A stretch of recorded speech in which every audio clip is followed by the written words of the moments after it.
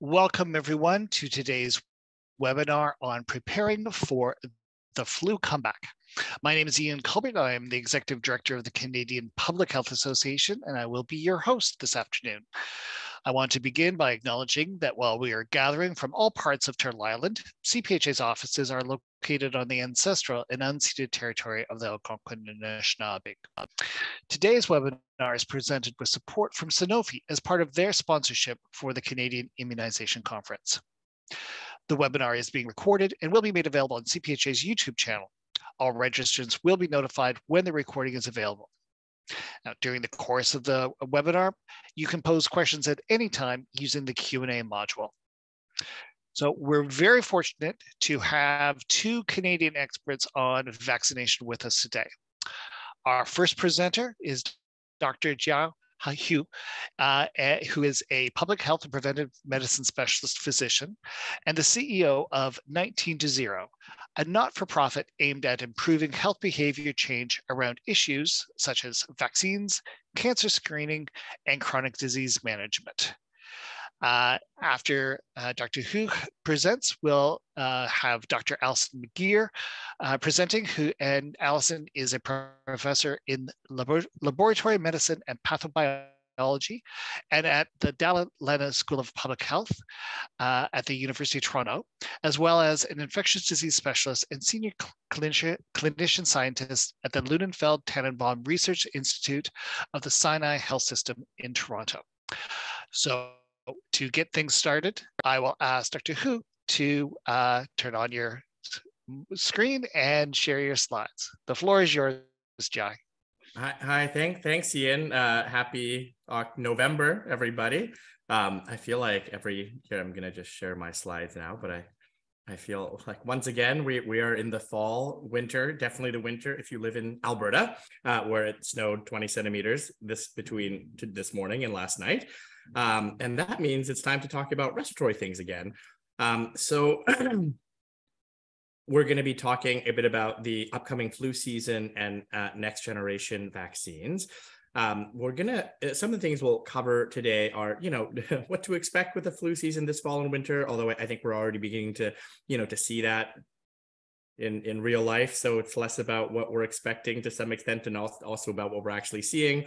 Some trends in influenza vaccine uptake, followed by, I feel like the main story of the event, which is an overview of these enhanced flu vaccines and some of their sort of cost effectiveness aspects that Dr. McGeer will cover. Just a quick overview of who I am. So as Ian mentioned, I'm a public health doctor, family doctor. I was a medical officer of health throughout much of COVID, and then along the way founded a not-for-profit called 19-0, which is really aimed at increasing vaccine uptake.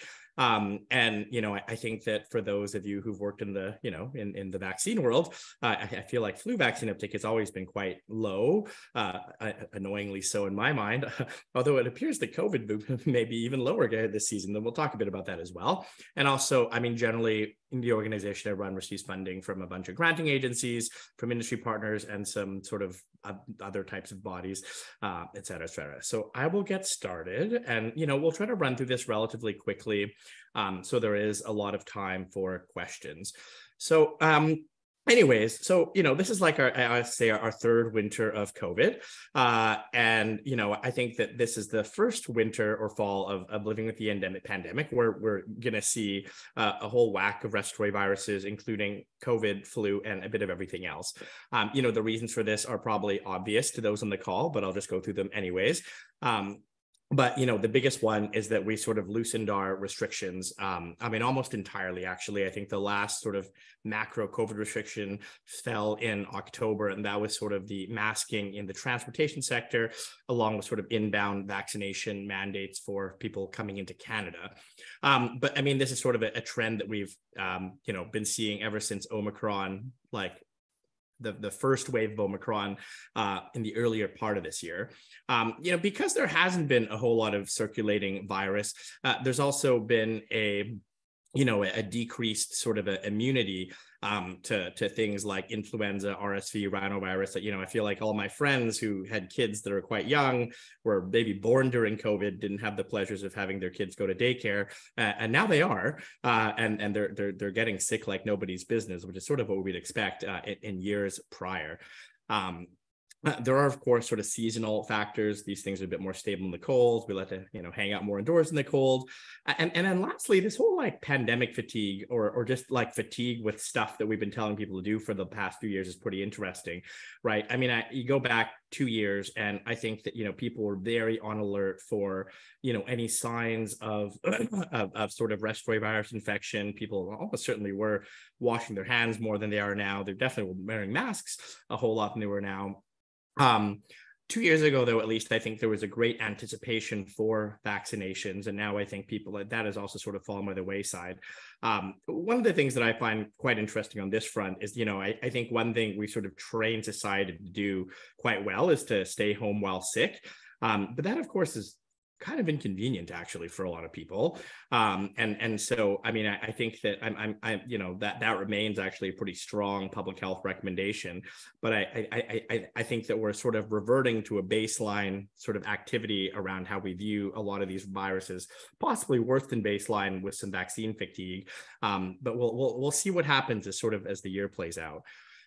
So, I mean, in terms of just the past few years, what we've basically seen is, usually we get a flu season. Well, sorry, not usually. We always get a flu season, and sometimes it's A, sometimes there's more B, sometimes it's H3, sometimes it's H1, and then things came to a bit of an abrupt halt when we started, locking down for things like for the COVID pandemic. And so in 2021, we basically didn't really see much of anything. We didn't see anything really last fall or winter either, which, I mean, does show how effective some of our sort of pandemic restriction measures could be. And so, I mean, this little blip is, fairly unprecedented as far as I understand in the history of humanity, but it is something that we're beginning to come out of. So what, as I mentioned before, when we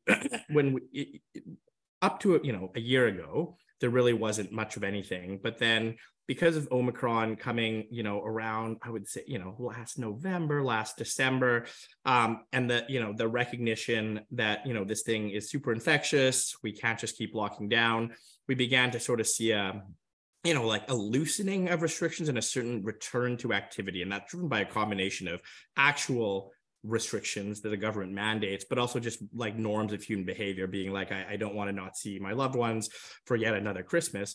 And so, we began to see a small number of cases come into play, at around that time. But then as we really began to reopen, and this would be around the spring of 2022, we began to see more cases again.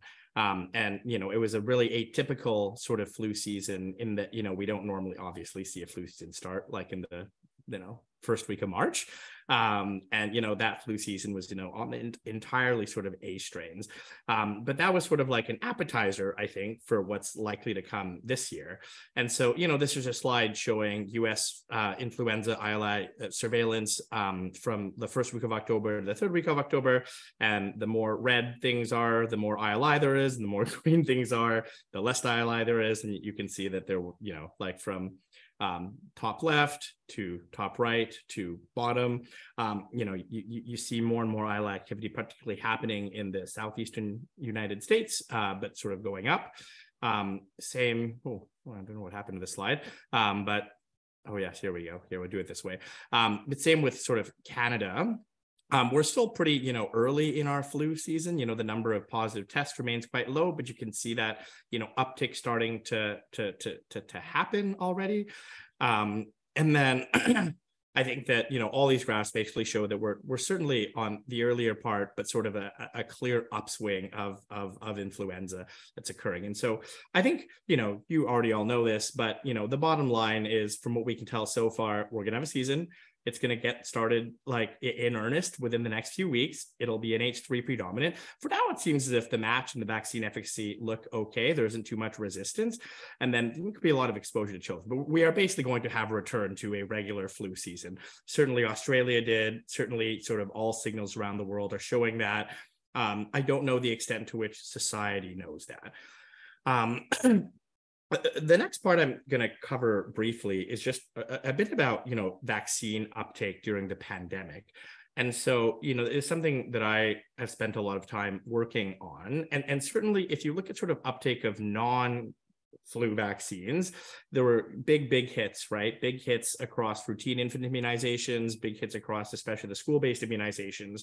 A lot of that was kind of driven by access, probably, as well as like some fear of accessing access. And so, in those domains, you saw declines of, upwards of 95% for some of the school-based vaccines in Ontario to a pretty standard 20 to 30%, across the board for childhood vaccinations, which paralleled sort of declines in other sort of health behaviors like cancer screening. With the flu stuff, I think one thing that, is interesting, and this is sort of a StatsCan fact survey, was that at least from the survey data, there wasn't a huge decline in influenza vaccine uptake from 2019 to 21-22. All adults went from 42 to 39%. And again, this is sort of a telephone survey, which, has its pros and its cons. Admin data is better, but I mean, declines were not sort of super marked, but there were some, at least for, all adults, and maybe static for seniors. And I think there were a lot of sort of narratives around this time. I remember in the lead up to the 2021 season, I think there was a narrative being that we don't know what'll happen if there's both COVID and flu. There's going to be a twindemic. We need to take precautions, and we should take precautions. I agree. But that was sort of a year without any influenza, and sort of the same thing happened the next year. But it was kind of interesting to just, I'm curious to see sort of how people will behave in this sort of context. The only province that actually directly reports like total doses given and population coverage in a public dashboard is Alberta, where I'm from, and maybe the other provinces do, but I couldn't find them. But basically, what we saw there was that in the first year of the pandemic, 2021, we actually saw an increase in coverage from sort of our baseline low 30s, like 33% to 37%, which is like actually super, super high, because getting numbers up in this is very, very difficult, I think. And so that was good, because I think a lot of that messaging and concern around a respiratory season with flu and COVID sort of may have resonated with the public. But the following year, last year, about a year ago, influenza uptake went down quite a lot. So, I mean, going from 37 to 27% is quite a precipitous decline when your sort of population average is only like in your low 30s. And lots of reasons. Alberta's kind of a weird place for vaccines at a baseline, especially with, the governments that we've had. But one concern I always sort of have is that, if we have had 2 years really without influenza, how seriously will people take the fact that there will be, flu this season? And so that sort of remains to be seen. In the United States, where again, they sort of report population survey data, we again saw like a pretty slight increase from pre-pandemic to the first pandemic season of 48 to 50%. And then a little decline from 50% to 49%. But again, I mean, I think this is like fairly stable and broadly in line with the Canadian survey that was shown before. And I mean, I'd be quite happy actually if vaccine uptake did not go down and remained relatively stable. And the last thing I'll talk about is actually, is there any parallels with COVID-19 vaccine uptake? And I think it's important to view vaccine uptake as very vaccine specific. In that, what we have not really seen is that COVID hesitancy is significantly driving at least hesitancy or safety concerns around other vaccines from global surveys that have been conducted and global surveillance that's happened. But with COVID, as you all know, we initially had very high uptake for a variety of reasons, 90%. And then our first booster went to 50%. And then our second booster, the blue line here, is less than 20%. And I never used to think that, COVID vaccine uptake would be lower than flu vaccine uptake. And so, often surprised by this pandemic. And so I do think that when it comes to, keeping vaccine rates high this season and season in the future, we are maybe going to address some of these parallels to what's been keeping COVID vaccination rates low. And some of those are, people are generally not very concerned about flu, certainly not concerned about COVID. And I think they don't realize how bad flu can be. I think that a lot of the things that have sort of hurt COVID vaccination uptake, like in terms of the vaccine efficacy, namely that in the first few waves, the vaccine was broadly neutralizing, whereas in the Omicron era, like a lot of people who get that vaccine also end up getting COVID. They're just a lot less likely to be up in hospital. And I think that's always been something the flu space that to contend with. There is, there has been confusion in the past around what COVID vaccines people should get. Lots of debate, I think, earlier on about should I get the AstraZeneca vaccine or mRNA vaccine? And I think certainly in the flu space, there's tons of vaccines that are available, and Allison will talk about that. And then just logistics, right? I think that something that's happened with the COVID vaccines, things around, can we co-administer, which we know we can, but I don't think a lot of people know that still. It seems to be a recurring question. Intervals, which hasn't really impacted flu as such yet. Right now flu is actually pretty good because it's like a once a year thing. And I do think that predictability helps. But I think that addressing these concerns around, concern or lack thereof, being fairly straight on what vaccines are actually the best for what people, because I do think that if you have a mishmash of vaccines or a mishmash of recommendations of vaccines, it becomes quite confusing. And then really, translating something like vaccine effectiveness into, not something that looks pretty low sometimes to something that says more, maybe, it still is really helpful for preventing hospitalizations. And so with that, I will wrap up my part and hand it over to Allison. I will stop sharing. Thank you so much, Jai.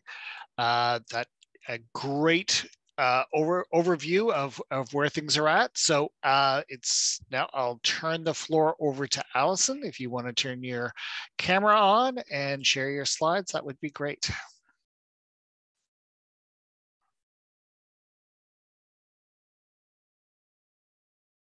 And Allison, you're on mute, so just in case.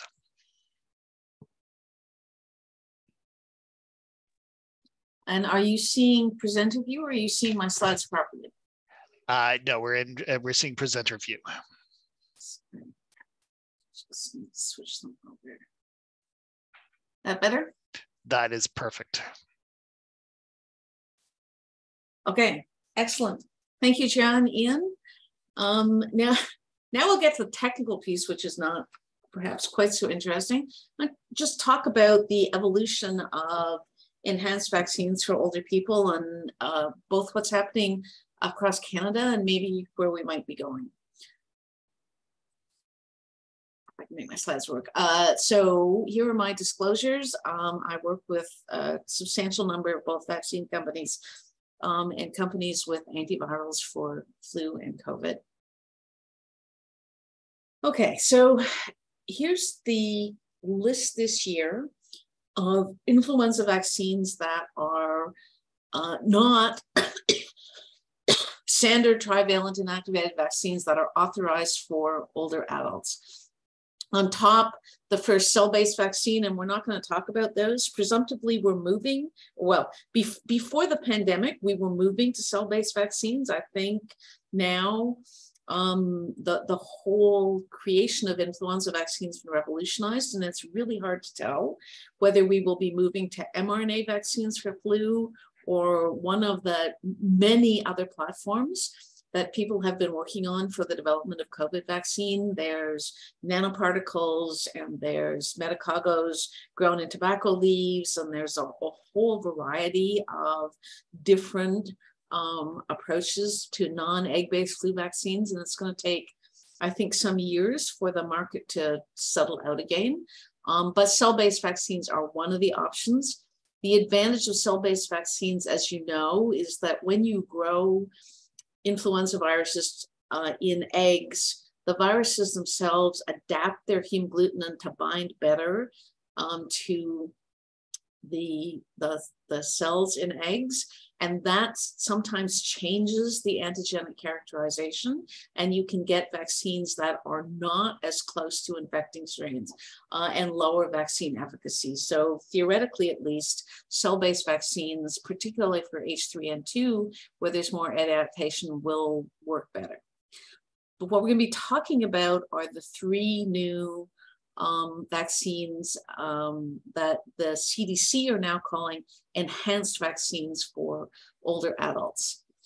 In yellow, Fluzone high dose, which is exactly the same as standard dose vaccine, except it's got 4 times the hemagglutinin antigen per dose. Supemtec, known as Flublok in the United States, which is a recombinant protein. So this is the hemagglutinin, the gene for the hemagglutinin protein cloned into baculoviruses that then allowed to infect insect cells that then produce just the hemagglutinin. So you don't get any egg adaptation, you don't get any cell adaptation, but you only get hemagglutinin. So there's no neuraminidase content, there's no other influenza content to this vaccine, and it's got 3 times the dose of hemagglutinin, 45 micrograms, that is in standard dose vaccines. And then Fluad, which is a Seqirus product, which was a product that originally belonged to Chiron in Italy about 30 years ago, been used in Southern Europe much more than it's been used here, which is a standard dose with a MF59, which is a saponin-based adjuvant.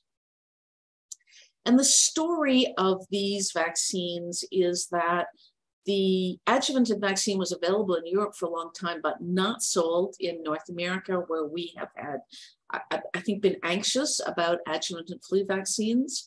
And the companies before Seqirus that managed that adjuvanted vaccine made a conscious decision that they were not going to do a randomized controlled trial. They thought that immunogenicity data would be enough to move people eventually.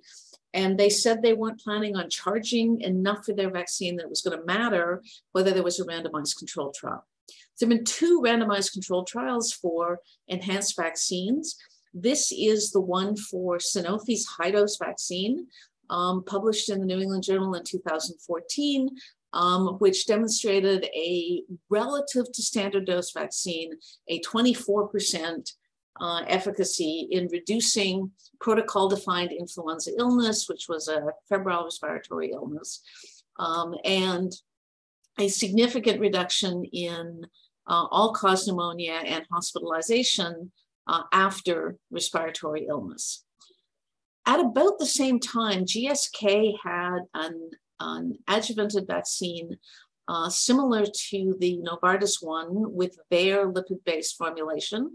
That randomized controlled trial failed its primary endpoint. There was about a 13% reduction in protocol-defined influenza illness. You could see in the secondary outcomes that there were significant reductions in hospitalization and serious illness due to influenza, but they were secondary outcomes.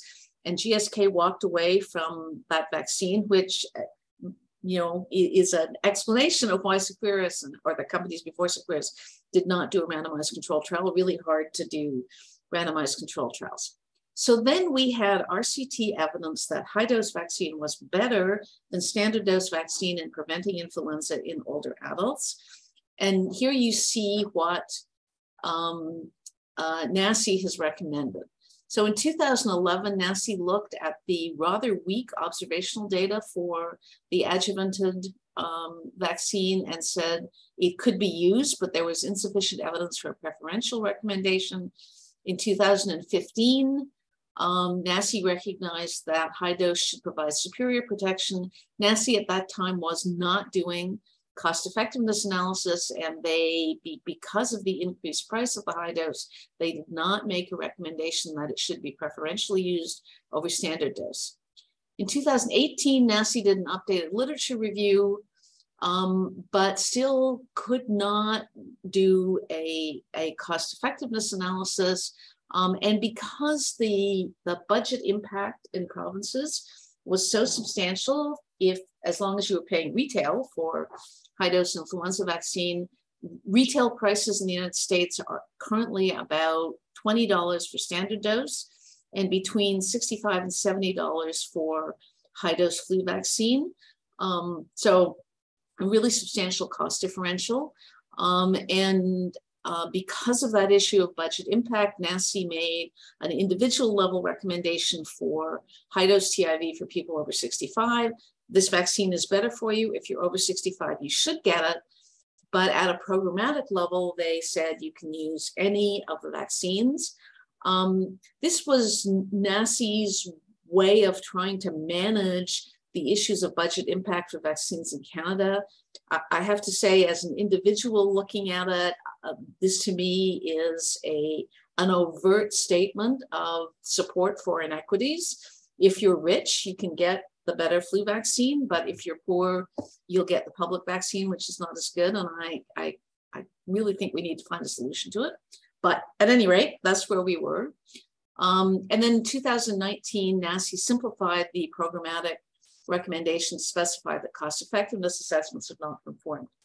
NACI's been working on a systematic review of the efficacy of different vaccines in older adults and cost effectiveness analysis, but it's been derailed by COVID, and it's hopefully will be done next year, but it's still not clear how long it's going to take for DCEN to do the systematic review that NACI has conditioned over NACI to review that and get us answers.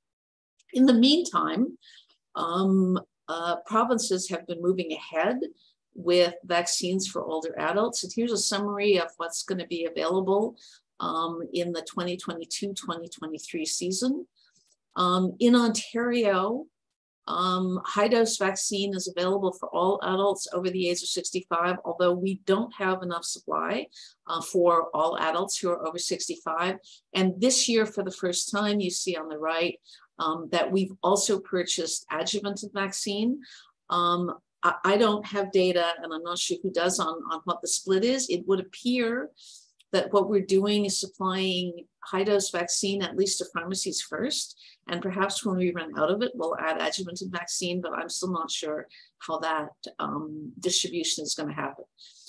British Columbia is offering high dose to adults in long-term care, and you can see that all of the other provinces are offering high dose to long-term care. And that, of course, is because the feds have been paying for it since the beginning of the COVID vaccine. So that's an easy choice for provinces at the moment. British Columbia is also offering high dose vaccine to Indigenous adults and is offering adjuvanted vaccine to adults over 65 this year. Yukon, Alberta, Saskatchewan, Manitoba, New Brunswick, and PEI have moved to high dose for all adults. And Quebec, the Northwest Territories, Nunavut, Nova Scotia, and Newfoundland are offering standard dose to adults who are over 65 and the high dose for long-term care residents. So why has this change happened? Well, it's happened because of increasing evidence, obviously as observational evidence largely, as we watch what's happening to vaccines, particularly in the United States, where both adjuvanted vaccine and high-dose vaccine have been on the market for some time now. And because we don't yet have the NACI data, I'm going to walk you through the CDC systematic review, because in my view, the NACI review is going to look quite similar. And I think it gives you a really good picture of where we are and where we might need to be going. So the CDC, like NACI, is using GRADE now, and their PICO question was enhanced influenza vaccines compared to standard dose vaccine or other enhanced vaccines in older adults, looking at influenza illness, outpatient and ED visits, hospitalizations, and influenza-associated deaths, and then serious adverse effects, solicited and systemic reactions, and Guillain-Barré syndrome. Not going to show you the data on Guillain-Barré syndrome and influenza-associated deaths at all, since those, despite the large size, are still relatively underpowered. And here's their systematic review paper. They included, for relative benefits and harms, 49 studies, 25 individually randomized studies, 22 observational studies, and 2 cluster randomized trials.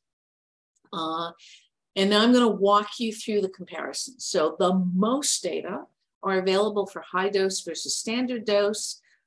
For influenza illness, there's 1 randomized controlled trial.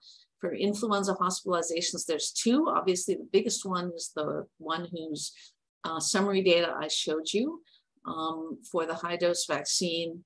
And then there's 4 retrospective cohorts that give you outpatient visits, 8 retrospective cohorts, and a cluster randomized controlled trial that give you hospitalizations. And frustratingly, sometimes the denominators are people for the whole season. Sometimes the denominators are person time, which makes it a little bit difficult to compare. On the right-hand side, if you look at the relative risk or the rate ratio, depending on what the outcome is, you can see that with one exception, the odds ratios or risk ratios are below 1 and are statistically significant. So in the randomized controlled trials and in the data, there is consistent evidence that high dose vaccine is better than standard dose vaccine by a number that ranges from 8% here to 33% in influenza deaths in retrospective cohorts. And in general, you'll also see that the benefit on outpatient visits is smaller than the benefit on hospitalizations, which is smaller than the benefit on deaths, which is what you would expect. So nice in terms of degree of consistency. And there's a variety of seasons represented, although you need to recognize that high dose has been marketed in the United States primarily, and that's obviously a little bit available in Canada. So most of these studies are North American studies. It'd be nice to see studies more broadly around the world. Okay, so that's high dose versus standard dose. Here's adjuvanted versus standard dose. Same principles. Anything that's red is statistically significant. Anything that is black is not. So 1 RCT, a cluster RCT for hospitalizations, and everything else is observational. But you can see again that there's 2 studies in which the difference is not statistically significant, but the confidence limits are relatively wide, and 4 studies that suggest about the same degree of reduction for adjuvanted vaccine as standard dose vaccine. Then there's the recombinant influenza vaccine. So this is the Supemtech, the hemagglutinin cloned into baculovirus. There's 2 randomized controlled trials and 1 retrospective cohort for this vaccine. The 2 randomized controlled trials, the pooled data are not statistically significant, but there is a trend for influenza illness, and for hospitalization, there is a statistically significant reduction. This is in older adults. The randomized controlled trial in younger adults for IIV 50 to 64-year-olds, the reduction in influenza-like illness was statistically significant. So again, all 3 of these vaccines have some data compared to standard dose vaccine, and it is all consistently suggests there is some benefit to these vaccines over standard dose vaccine. Then you get to comparisons of the different vaccines. So there are a number of retrospective cohorts now and a single randomized controlled trial comparing high dose versus adjuvanted vaccine. And you look at that randomized controlled trial and say, well, maybe high dose is better, but look at the confidence limits on it. Okay, it's a really tiny randomized controlled trial that honestly doesn't tell you anything about the difference between these 2 vaccines. And the others are observational data from surveillance systems in the United States, in which there is no obvious difference between these 2 vaccines, but confidence limits on the differences that might be wide enough to hide a significant difference in either direction. Then there's high dose versus an adjuvanted versus the recombinant vaccine. Again, for high dose, there's a randomized controlled trial and a retrospective cohort, and one small cohort where it looks like hospitalizations were greater in the high dose vaccine group and in the adjuvanted vaccine group compared to the recombinant vaccine, but again, single season, relatively small studies. So here's the CDC summary of how to interpret these data, okay? Very limited randomized controlled trial data, really only a single high quality randomized controlled trial. Most of the data are from administrative databases using diagnostic codes to identify influenza illness, things like positive flu test followed by oseltamivir treatment, or ILI followed by oseltamivir treatment. The observational data is consistent and it suggests a benefit of any of the enhanced vaccines over standard dose. And most of the evidence is for high dose vaccine. There's less evidence for adjuvanted vaccine and least for recombinant vaccine, and very limited data comparing the different enhanced vaccines with one season retrospective cohort suggesting superiority of the recombinant vaccine over high dose and adjuvanted vaccine. Something honestly that people were not expecting. I think there's still a bit of a reluctance to believe in the recombinant vaccine among some influenza experts, because many people believe that the neuraminidase content of vaccines and other antigenic content of vaccines might be important. And so that data is unexpected and it's making people maybe a little slow to accept it. We do know that there's no detectable difference in safety. High dose vaccine and adjuvanted vaccine are both associated with more arm pain than recombinant vaccine. Recombinant vaccines reactogenicity looks like standard dose vaccine. And the differences in systemic symptoms are not consistent. So really it looks like the major difference is the degree of arm pain with these vaccines in older adults. And just to give you a sense of what this means, this is one of the studies, the observational studies looking at the different vaccines. You see on the left-hand side, protection against hospital encounters, on the right-hand side, protection against inpatient stays. And there's a couple of things to note. The first is that at least in this season, 2018-19 season, the protection against influenza from the egg-based high-dose vaccine was not as high as was seen in the randomized controlled trial by a fairly significant margin, but it's still better than standard dose vaccine. The egg-based adjuvanted vaccines, numbers were actually a little higher, but you can see there's no difference between them.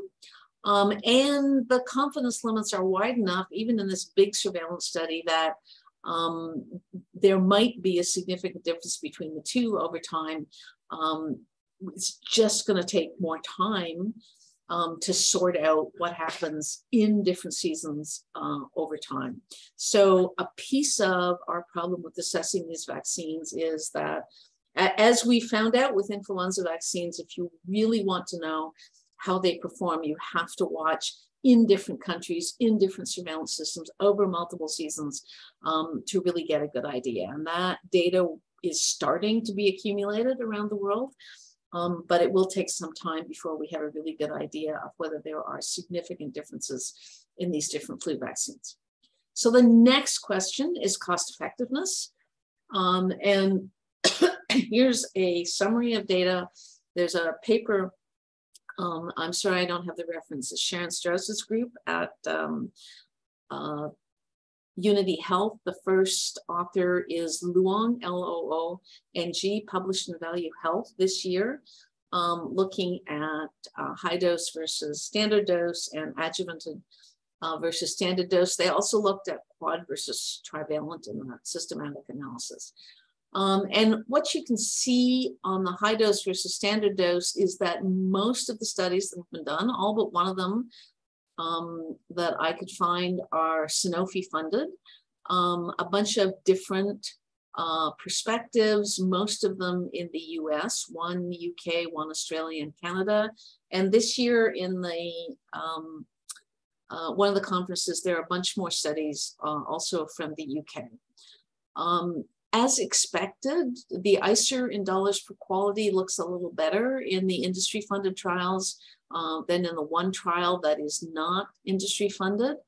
But even that trial that is not industry-funded summarized their modeling data to say that their analysis favored high dose if the willingness to pay was $25,000 per quality or greater, which is, I think, probably about at least what we ought to be willing to pay in Canada for protection against influenza. You can also see here that in a couple of the more recent publications, Sanofi has started to look at differences in pricing per dose and what the qualities are. And what this tells you is what you would expect, which is the cost effectiveness in many of these analyses is really highly dependent on the cost of the vaccine.